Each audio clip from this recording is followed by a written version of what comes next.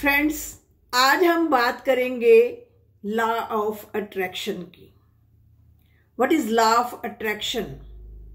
जब हम कोई चीज इमेजिन करते हैं तो वो रियलिटी में जाकर कोई भी एनर्जी है जो हम ऐसे फील कर रहे हैं, तो वो जब रियलिटी में ट्रांसफर हो जाती है, मैनिफेस्ट हो जाती है, तो that is called law of attraction.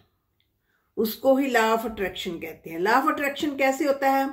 पहले हमें कुछ थॉट्स आती हैं, हम किसी चीज के बारे में सोचते हैं। मान लो हम किसी सिटी में जाने का सोच रहे हैं, या हम सोच रहे हैं कि हमें कोई गवर्नमेंट जॉब मिल जाए, या हम अपनी लाइफ में जिनके बच्चा नहीं है वह बच्चा प्राप्त करने की, बेटा प्राप्त करने की, या कुछ जो भी बेबी प्राप्त करने के लिए सोचते हैं, या कुछ भी थॉट हमें आ सकती हैं, ABC एनी। कोई भी थॉट हमें आती है तो थॉट जैसी आती है तो वैसी हमारे अंदर जो है ना फीलिंग आनी शुरू हो जाती है। ऐसा होगा ना, फिर ऐसा हो जाएगा, मतलब इस तरह की फीलिंग हम क्रिएट करना शुरू करते हैं। और जैसे जैसे हमें फीलिंग आती है तो हमारा एटीट्यूड भी वैसे ही बनना शुरू हो जाता है। जब हमारा एटीट्यूड बन जाता है तो फिर वो हमारी जो है, हम उस चीज को ना उस करने के लिए उस प्रोसेस में एक्शन करना शुरू कर देते हैं। यानी कि उस चीज की तरफ जो कार्य हमारे लिए जरूरी होते हैं वो करने शुरू कर देते हैं। जब एक्शन हो जाता है तो फिर रिपीटेड एक्शन हो जाता है, हमारी हैबिट बन जाती है। हैबिट से ही फिर हम जो उस बात को हम जो बार बार करते हैं तो वो हमारी डेस्टिनी में क्रिएट हो जाता है। यानी कि हम जिस चीज को पाना चाहते हैं वो चीज जो है मैनिफेस्ट हो जाती है, रियलिटी में कन्वर्ट हो जाती है। This is called law of attraction. तो लॉ ऑफ अट्रैक्शन में एग्जांपल लेते हैं। चलो मान लो किसी ने IAS करनी है या IPS अपने आप को देखता है, उसे आती है, थॉट आती है, काश मैं भी IPS बना होता है, मेरे पास ये फीलिंग आती है ना, उसको सामने देखता है, विजुअलाइज करता है कि मैंने ये यूनिफॉर्म पहनी है IPS की, या IAS बना होता है तो मुझे ऐसे ऐसे चेयर पर बैठा होता है, ये काम मैं करता है, ऑफिसर रैंक पर होता है तो कितने मेरी टॉर थी, कितना मैं अच्छी लाइफस्टाइल जीना था। तो ऐसे ऐसे उसको फीलिंग आनी शुरू हो जाती है। फिर वैसा ही वो एटीट्यूड करता है। फिर वो धीरे धीरे उसको ना एक्शन में लाता है। एक्शन मीन्स अब उसने IPS बनना है, बैठे बैठे सोच सोच कर तो बन नहीं सकता कि मैं IPS बन गया हूं, मैं IPS बन गया हूं, मैं IAS बन गया हूं, इस तरह से तो वो बन नहीं सकता। उसके लिए उसको एक्शन करना पड़ेगा। एक्शन मीन्स हार्ड वर्क करना पड़ेगा, मेहनत करनी पड़ेगी, उसके लिए उसको स्टडी करनी पड़ेगी, थॉरो स्टडी करनी पड़ेगी, बहुत हार्ड वर्क करना पड़ेगा। वो हार्ड वर्क करता है, वो जैसे जैसे करता है पूरा उसको उसका जो है आकर्षित करता है उस चीज को अपनी तरफ कि हाँ मैं बन रहा हूं, उसको अपनी तरफ खींचता है, उसके लिए बहुत एक्शन करता है। तो वो चीज देखता है कि एक दिन वो IPS जो है बन चुका है, उसने वो यूनिफॉर्म पहनी हुई है और उसका वो जो सपना जो है कंप्लीट हो चुका है। तो ये लॉ ऑफ अट्रैक्शन इस तरह से काम करता है। ये नहीं है सीधे किसी को भूख लगी हुई है, खाना उसके पास नहीं है, ऐसे ख्यालों में सोचता रहे मैं सामने बहुत बड़ा खाना है, बहुत खाना पड़ा हुआ है, कितने कितने पकवान पड़े पड़े हैं, ऐसे थोड़ी उसकी भूख मिट जाएगी। जब तक उसके लिए एक्शन नहीं करेगा, कहीं जाकर खाना लेकर नहीं आएगा या कहीं पकाएगा नहीं, उसके लिए एक्शन करना भी जरूरी है। तो लॉ ऑफ अट्रैक्शन के साथ एक्शन भी जरूरी है। लॉ ऑफ एक्शन को ही लॉ ऑफ अट्रैक्शन कहा जा सकता है।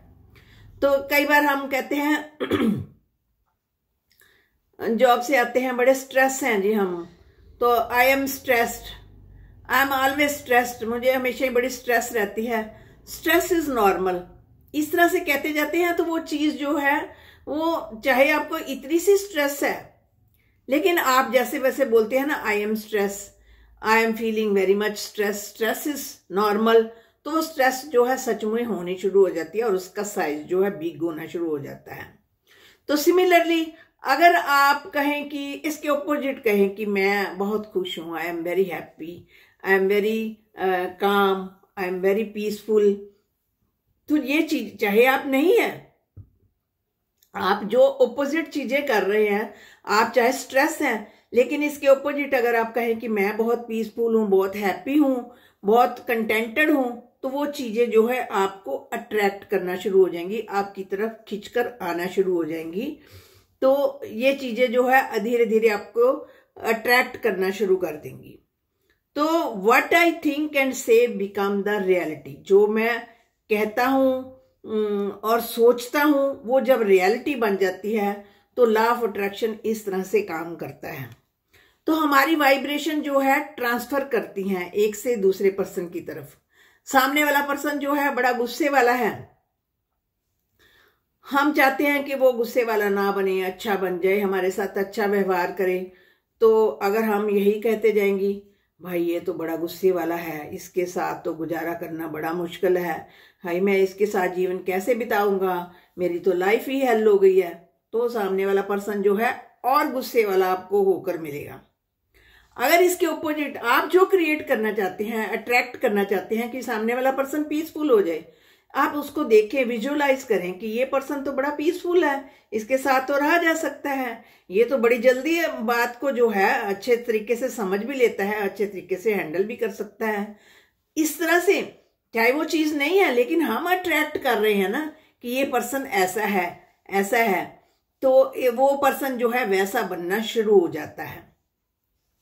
कई बार हम देखते हैं ना, हम फोन किसी को करना चाहते होते हैं, अभी हम उस पर्सन के बारे में सोच ही रहे होते हैं तो एकदम से फोन आ जाता है। ये कैसे आता है? ये लॉ ऑफ अट्रैक्शन, ये लॉ ऑफ टेलीपैथी इसको बोलते हैं। यानी कि इसके पर्सन के बारे में सोचा, हमारी वाइब्रेशन की फ्रीक्वेंसी उस पर्सन की वाइब्रेशन की फ्रीक्वेंसी के साथ मैच हो गई और उन्होंने हमें फोन कर दिया, क्योंकि हमने हमारी सोचने की फ्रीक्वेंसी जो थी, वाइब्रेशन की फ्रीक्वेंसी जो थी, उनकी फ्रीक्वेंसी के साथ पूरी तरह से मैच हो गई, तरंगे मैच हो गई।